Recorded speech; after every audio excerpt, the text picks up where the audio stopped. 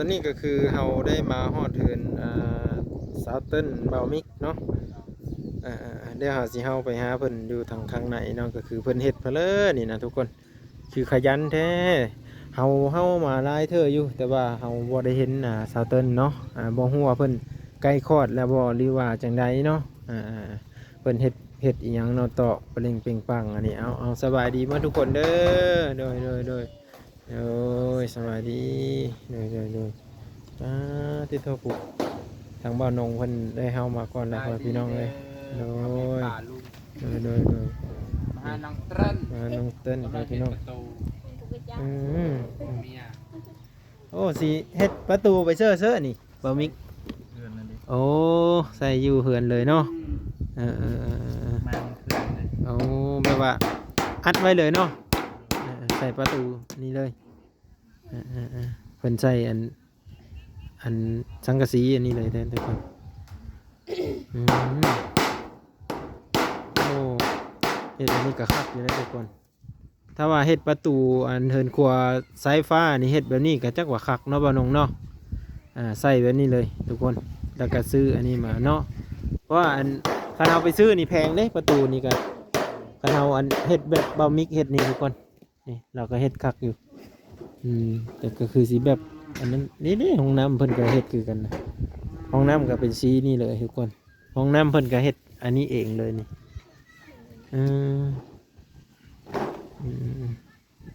แต่ว่าเฮาแท้เฮาตัดให้มันซ้ำกันแม่นบ่โอ้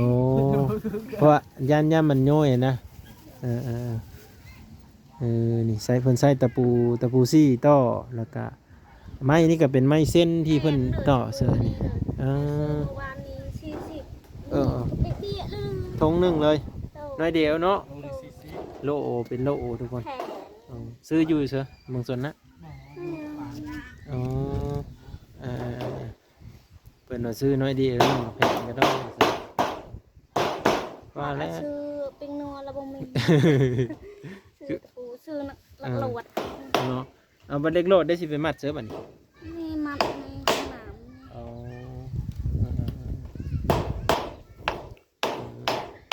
แล้วไก่คลอดแล้วบัดนี้ว่าไก่คลอดแล้วบ่ใกล้คลอด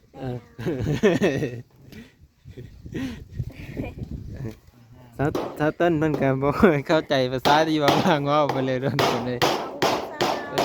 เพิ่นยังว่าทันฮู้ขันบ่มิกเอาพอจักอยู่เพิ่นน่ะเป็นซ้อนหาเขาเต้นซ้อนชื่อว่าเป็นสิว่าอะไรเนาะก็ค่อยเว้าก็ใช้ภาษามือไปนำจังงงเนาะเฮางงเจ้า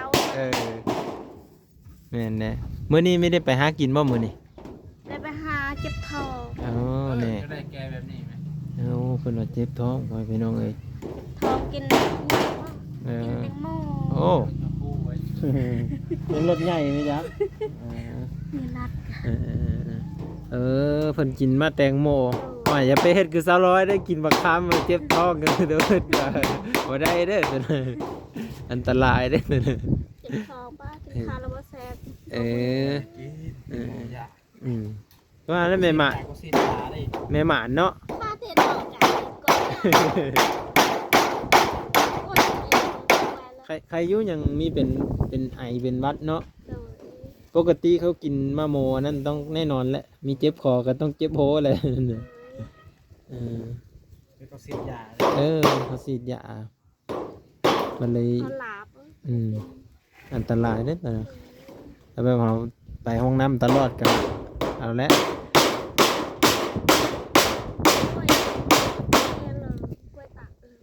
บัดอันนี้ได้จ้ะมันสิมีปึ๊บปั๊บบ่มันก็แน่นนี่เนาะมันคึงกันเนาะ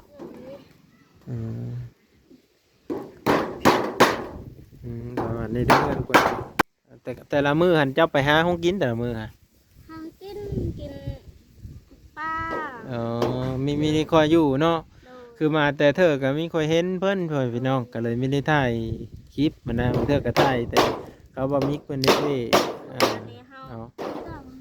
ดอกปูไปซ้ำเธอไปซ้ำเดียวดอกแหล่อ๋อจี้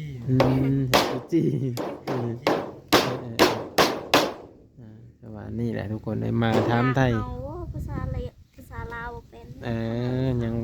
ยังแบบ อย่าเป็นจะได้ เออว่าอยู่นำบ่าวเพิ่นก็สอนอยู่ดอกเว้ากันแต่ละมื้อเพิ่นก็คือสิเฮาเจออยู่พ่อแม่พี่น้องเอ้ยคิดว่าอัน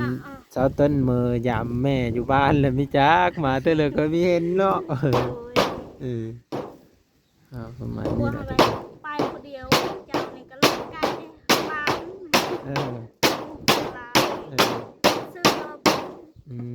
เอามือวานนี่พ้นตกแหงบ่อยู่ทางพี่กะเอาอ๋ออยู่บ้านเฮานั่นกะมีแหงบ่เลยเนาะแต่ว่าอยู่บ้านสายฟ้าน่ะแหงพ่อพี่น้องเอ้ยจนว่าน้ำอั้งน้ำอันนั้นหมดแถวทุ่งนาเพิ่นน่ะเด้เบิ่นแล้วได้ตัดอีกบ่นี่ อยากกินกบไอ้หยังบ่กบพรวด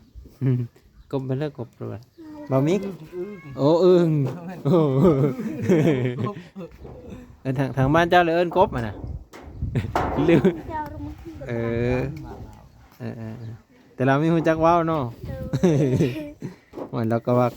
กบมาสั้นหวยเอาก็บ้านเจ้าเอินกบบอสเลยแหละ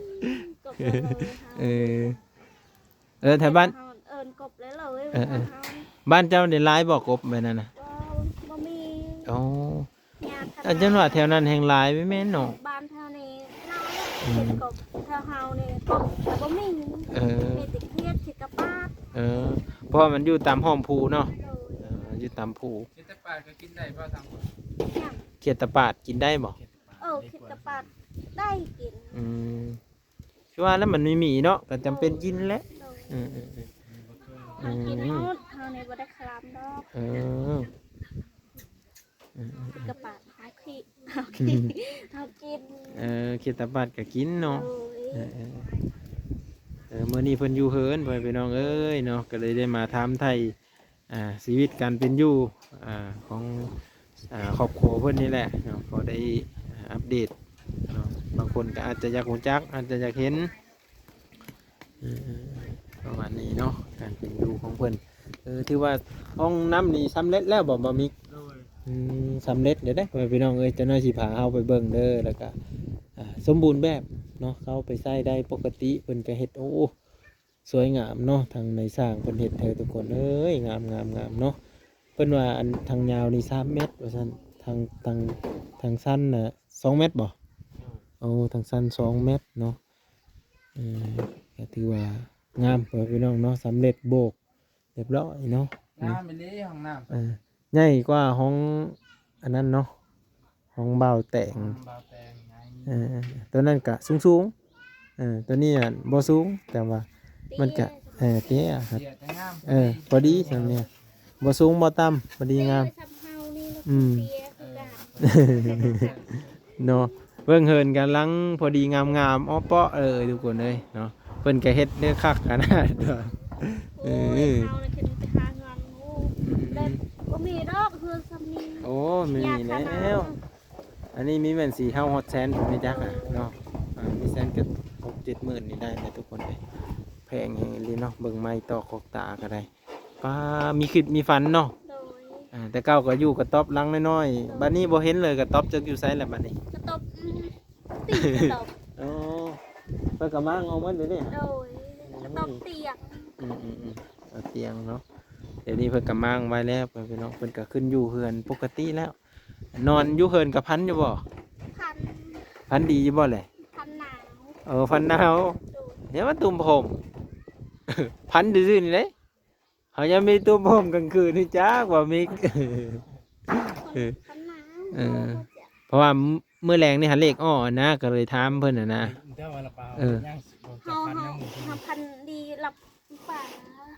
หืม ป่าปะนิ่ม โอ้เห็นป่าทุกคน ปลาง่ายจับปลาง่าย เคยพันคิ้วอยู่แต่ว่า เป็นเด็กคิวทีเดียวตรังดีสนุกนะ ยันว่าเคยซื้อเลขได้แบบถึกไปดีนะ โอ้ถ้าซื้อเลยบ่มีเงินซื้อแล้ว แต่ว่าความฝันนี่ตรงบ่เวลาเลขอ้อนี่ เด็กออกตรง ต้มเลยตอนนั้นเราฟัน อ๋อ ร้อนตู้นี่ เออ ใส่ดิ เด็กอะไรอย่าง ถึง1,000 โอ้นี่ก็พอได้ซื้อมาเพชรแป้งโนไว้มันบ่ ซื้อเป็นนัว ซื้อเป็นนัว อื ซื้อ ม ซอยดองซ อืม อย อืม หยังกล้วยตะเกียบ เออ ซอย เออก ล้วย เออตะเกียบ แม่นแล้วใส่วิบ้านการเมืองเนาะ โดย บ้านเจ้านี่เอิ้นเป็ดนี่เอิ้นว่าน่ะเหรอ สิยา เออบัดไก่เด้อซะ ไก่ด้วย เนี่ยก็คือกันกับทางพี่เนาะ โดย อ๋อ ภาษานี่แถวบ้านเฮานี่ตรวยเด้อ มีคือทางพี่บ่ โดย อ๋อต่างกันเนาะ โดย บัดงัวนี่ได้เอิ้นว่าเลย เด้อ อ๋อแหละก็เอิ้นต่างกันเด้ บ่มีเห็นแล้วที่เฮาเจอจะขึ้นไปทางพุ่น ต้องใส่ ต้องใส่แม่อันเมเป็นล่ามไหมเนาะ เออบัดมาพี่กับเบามิกเป็นคนแปลให้ซาเติ้ลบัดไปเพิ่นซาเติ้ลเป็นคนแปลให้เบามิกก็ดีแล้วเป็นนายล่ามแปลให้กันทุกคน โอ้ติบิดเฮาบ่ฮู้จักภาษาบรูแล้วบ่ฮู้จัก ภาษาบ้านผัวเฮานี่ เขาเว้าเพิ่นก็เฮ็ดเชยอยู่แล้วเนาะ โดย พอต้องเป็นฮัลโหลครับว่าเข้าใจซะ อยู่เซอร์ นี่บัดเราเว้ากับเจ้าได้สาเหตุได้สิเข้าใจกัน เจ้าคอยว่าหรือคอยบอกแบบ คอยบอกไว้เธอน้อยเนาะ อยู่เพิ่งแล้วเขาฮู้จัก เฮางงภาษาบรูเบิด เพิ่นว่าอันภาษาทางบ้านนี่น่ะนะบ้านโพนี่ก็มีค่อยเข้าใจปานใดนะแต่อยู่ดนๆไปก็น่าจะเข้าใจแหละทุกคน เฮาเฮิมตั้งโทรศัพท์วิลเหกก็สิเยอะเด้ล่ะก็เฮาตั้งโทรศัพท์ อืม โอวิลเหกนะ อืม อันนั้นขายตัวปวิลเหกก็สิเยอะเด้ยินโทรศัพท์ยาวเด้ อืม เบิ่งโทรศัพท์นี่ เขาไปสัมภาษณ์ว่า อืม เป็นเขาสัมภาษณ์ สัมผัสคนทางบ้านพุ่น เด้ เห็นบ่ เห็นเฮา เฮินเด้เฮินเจ้าได้เห็นอยู่บ่ บ่เห็น เจ้ามันอยู่ไกลเนาะ เด้อ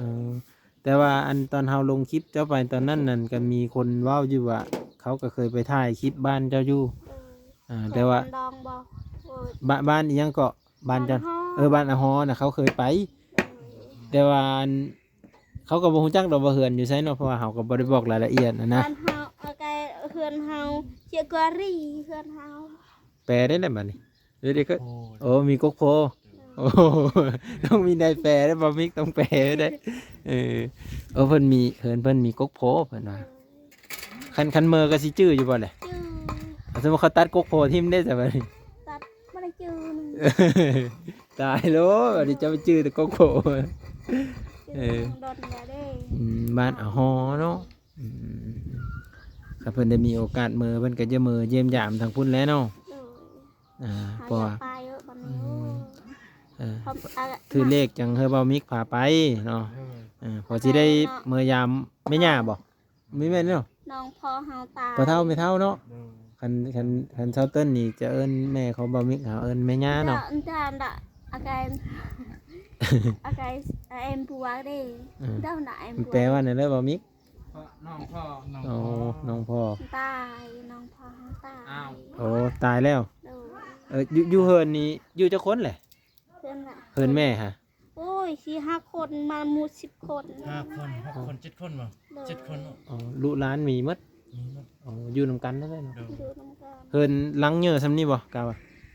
บ่น้อย น้อยกว่านี้อีก โดยดิมีซัมแม่นะ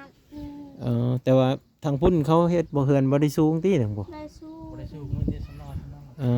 อ เขาบ่ได้สู้นี่ ต่ำๆเนาะ ซ้ำๆ บ่าวมิกนี่ก็เคยไปแล้ว เด้อ โอ้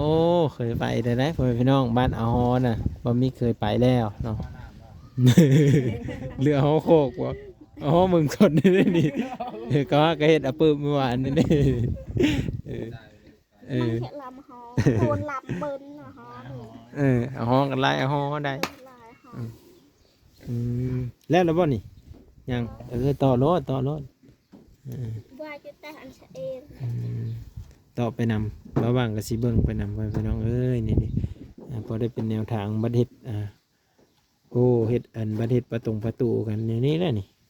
เหมาะสมพ่อพี่น้องบ่ต้องแบบเสียงบหลายเนาะเด้อจับให้เด้อได้บ่นี่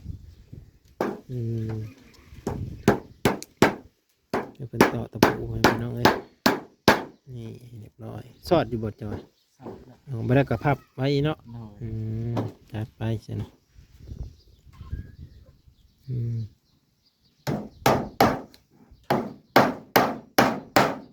ปีเฮาเป็นแม่ทางบัดนี้น้องเบายังทายเฮาหยาบเฮาหยาน ป๊บเองเนาะเท่านั้นเบาบิลลี่ดีแล้วนะเบาบิลลี่เบาใจ น้องเบายังเฮาเป็นทางอยู่เฮือนอยู่บ้านเฮา เออ ทายเฮาอุ้ยเฮาหยานเฮาเป็นเฮาหยาน เออแบบว่าเขาถ่ายกับยันลังอายแน่แหล้วเนาะ โดยเฮาเป็นนะคะ แบบเว้าภาษาลาวกับบ่เข้าใจเลยตอนน่ะ โดยบ่ได้เข้าใจเลย เนี่ยบัดมาพ่อกับเบามิกนี่ได้ซะบัดเบามิกไปลมทำอิฐน่ะได้สิเข้าใจจ้ะ บอกเฮาเลย โอ้ จ้า ไปเล่นกับเขาจากคนทางนั้นเลย เอาเบามิกก็ลึงกับคนทางนั้น โดย โอ้เล็กเขาพาไปเลยบ่ โดย โอ้สิได้ผังสูตรบะมิกอีกแล้วว่าสู่ฟังพี่น้องเอาว่าสู่ฟังนี่โอ้แล้วเห็นแล้วจังว่าไปติดกันวันนี้ เออเอาขึ้นฮอดเซโปนพุ่นน่ะป้าติดพี่น้องเอ้ยเรียกว่าความลำบากตะกี้ก็บ่แม่นน้อยเนาะเพื่อสิได้พ้อกันเพื่อสิได้มาเป็นเนื้อคู่สร้างคู่หานำกันพ่อพี่น้องเนาะโอ้อยู่กับเซโปนอืมเฮ็ด ก็อันเจออันตะปูเลยไม่ใช่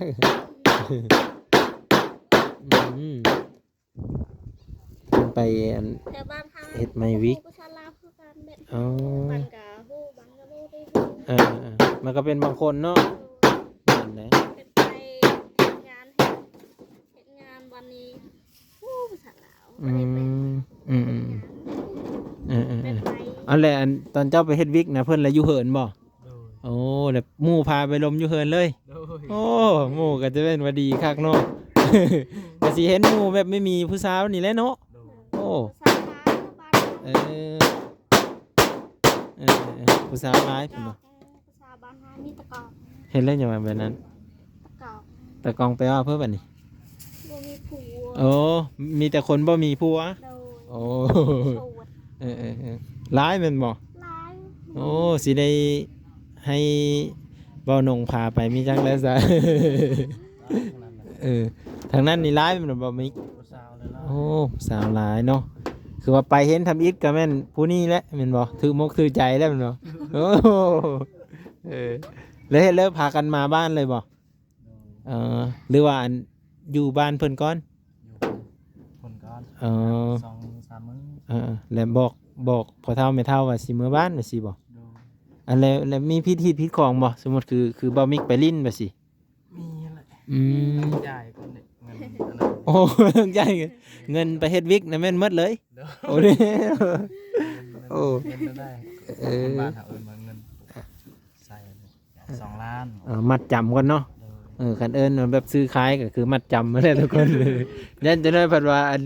บิดลูกสาวไปเลยเด้อเลยว่ะ เก่า ให้เงิน2 ล้านเลย เอาลูกสาวไปได้ โอ้เออเออเออโอ้ยขันแบบนั้นมันก็สบายเนาะหีดของแบบนั้นเนาะพี่น้องเดี๋ยวผู้นี้ก็มีรักมีทานมีบ้านมีช่องสิเนาะเพิ่นก็เลยให้เพิ่นให้สาวเติ้ลนี่มานำเบ้ามิกพ่อพี่น้องเรื่องราวเป็นจังซี่เนาะเพิ่นไปพ้อกันอยู่พูนอยู่กับบ้านสาวเติ้ลพุ่นผู้อันเบ้ามิกนี่แหละไปเฮ็ดงานอยู่พุ่นไปทำงานแบบตัดไม้อีกทั้งนี้แหละทุกคนเฮ็ดงานวิกเนาะเฮาเลยคิดว่าอันสาวเติ้ลก็ไปเฮ็ดงานนำแล้วมีแม่นเนาะ บ่ โอ้ เฮ็ดงานเฮ็ดทาง เจ้าเลยอยู่เฮินแบบสีเนาะ โดย แต่ว่าบ้านเจ้ามีไฟฟ้าเมื่อนบอก ยังมึง มีไฟฟ้ามีบ่ได้ อ๋อ มีแต่เขาปักเอาไว้รักซื้อ อ๋อแต่ว่ากลางคืนนี้ใต้ไฟโซล่าไฟตะเกียงอ๋อโซล่าเซลล์เนาะยันวัน เฮาละอึดบ้านเฮาแถวภู เขาเฮ็ดให้แม่นบ่ ให้ยาคานา อ๋อเฮ็ดให้เพื่อสิได้พ่อพี่น้องเอ้ยแถวนั้นมีสร้างมีอันนี้บ่บ้านจะสร้างอาเจียง เกี่ยง มีบ่ อาเกี่ยง อ๋อ มีแต่นั่นน่ะก็นั่นแหละปีเลย กะปีไม่ดังบ่กะปีว่ะ แปลมี กะปี อรึกเด้จาบางเด้ มีกินหน่อไม้ฮะ มีอ่ะนะเนาะ เออ โอ้ มันเห็นคนมันมีไรกัดมันเนาะ นี่ คอยคุดเอาตอนนั้น ปอยพูดเด้มังแบละบ้าน เออ ตามเฮานี่ ตัวยังวะมีตัวอ้นบ่ อ่อนเลย โอ้มันกินไม่ไผ่อ้นพี่น้อง ล่าได้ทั้งนั้น เนาะใครมีเงินมีคำแน่นอนพี่น้องจังสิพากันไป โอ้เว้าเป็นตาจะไปหาเที่ยวสมเบิ่งแท้บ่มิกว่าสัตว์ป่าได้ยังหลายว่าซั่นแต่ว่ายามเดินเลยเขาไปขุดเดินนี่บ่ วันนี้เราขุดแล้วเรา โอ้ เฮาบ้านเฮาเมื่อที่ว่าตะกี้เฮาขุด เออ โตเฮามี เออตัวอ้นพี่น้องตัวอ้นยังพอได้อยู่ได้กินบ้านชาวเต้นนี่นะประมาณนี้เด้อทุกคนเด้อก็คือถามไทยชีวิตการเป็นอยู่ก่อนที่จะมาพ้อกันเนาะเพิ่นก็ได้เล่าสู่ฟังคือในนั้นแหละทุกคนเอ้าคลิปหน้าพ้อกันใหม่เพื่อนพี่น้องมื้อนี้ก็เรื่องราวที่จบไว้เพียงซ้ำนี้โดยขอขอบใจเด้อโดยเอ้าเดี๋ยวบ่มิกเพิ่นต่ออันนี้แล้วเพื่อนพี่น้องบ่ว่างสิพาเฮาไปเบิ่งห้องน้ำเพิ่นก่อนเนาะสวยงามขนาดเลยเนาะบ่นงเนาะ โอ้งาม เฮาเบิ่งแล้วบ่นี่ บ่มีทิติแม่ มันมีทิติมาสั้นโอ้โยเฮาเองนี่ได้นี่ โอ้ใครปุดเฮาปั๊บเฮ้ยพี่น้องใครเฮาไหนนี่แต่ว่าห้องมาบ้างกำลังเฮ็ดใหม่เนอะใครอ้อเนาะเพราะว่าเหตุผลที่ใครอ้อน่ะก็คือบ่ทันได้ฮู้จักว่ามีแบบใครเฮาแบบนี้นำมานะทุกคนเนาะเพราะว่าเฮ็ดแล้วก็ ไม่ได้มีแบบมีแผนเพิ่นเลยดอกนั่นก็ได้นี่เนาะ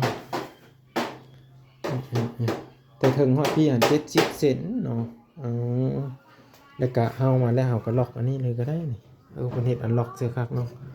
แบบว่าบิดอัดไว้นะทุกคนนี่สมมุติเฮาอัดไว้เนาะอัดไว้กึบนี่ปึ๊บแล้วเฮาก็อัดไว้เลยนี่ก็อัดทั้งถึงอัดทั้งลุ่มก็ได้ประมาณนี้เด้อทุกคนเด้อโอ้สวยงามหลายเนาะ2 เมตรคูณ3 เมตรเนาะงามมีเสาได้ของเพิ่นห้องเฮาไม่ได้มีเสาได้ทุกคนก็ถ้าเฮายืนนี่ก็พอดีโหว่างๆเลยนะเนี่ยเบิ่งบ่นี่พอดีเลยนี่เนาะประมาณนี้แต่ว่าห้องเฮาอันแหละไม้ตัวนี้ก็น่าจะบ่ได้ใส่ดอกน่าจะใส่แต่ไม้ต่างๆเนาะแล้วเพราะว่าเฮาก่อสูงนะทุกคนของห้องเฮาอันแหละก่อสูงก็เบิ่งกันอีกเทื่อนึงเนาะคันเป็นไปได้ก็สิใส่ไม้แบบนี้เนาะเพราะว่าได้เอาเหล็กใส่แล้วอยู่เต็มหัวมันนี่นะได้ตอกใส่กับดินบล็อกเลยเนาะเป็นจังได๋ก็รอติดตามเบิ่งกันอีกพ่อแม่พี่น้องเนาะ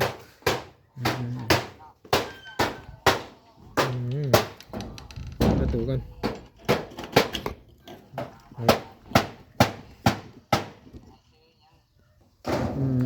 ดิแล้วเด้อเพิ่นสิเฮ็ดมาเสิร์ฟบอลนี้พี่น้องเอ้ยเพิ่นสิเฮ็ดมาเสิร์ฟบอลนี้โอ้เพิ่นก็มีโซลาร์เซลล์2 อันเพิ่นได้หมุนไปหมุนมาอยู่ฮะนี่ก็ถึงพุ่นขอบคุณพ่อแม่พี่น้องเบิดทุกคนเด้อ FC เด้อกะคลิปนี้ก็จบไว้เพียงซ้ำนี้เนาะจบไว้ที่เฮิร์นนั่นซาเตินบามิกพ่อแม่พี่น้องอยู่ดีมีแฮงเบิดทุกคนขอบพระคุณ FC ที่ติดตามและให้กำลังใจในการคอมเมนต์ในการเบิ่งคลิปบ่ข้ามโฆษณาทุกคลิปเนาะบางขอบพระคุณเด้อพี่น้องเด้อเดี๋ยวต่อไปก็ไปเฮิร์นพรวิไลพ่อแม่พี่น้องว่าจะเป็นอะไรกันรอติดตามเบิ่งเนาะเดี๋ยวจะมาอัปเดตเนาะชีวิตของไทเพิ่น3-4 ครอบครัวอยู่ภายในหมู่บ้านนี่แหละหลังจากนั้นก็จะไปเฮิร์นสายฟ้าใน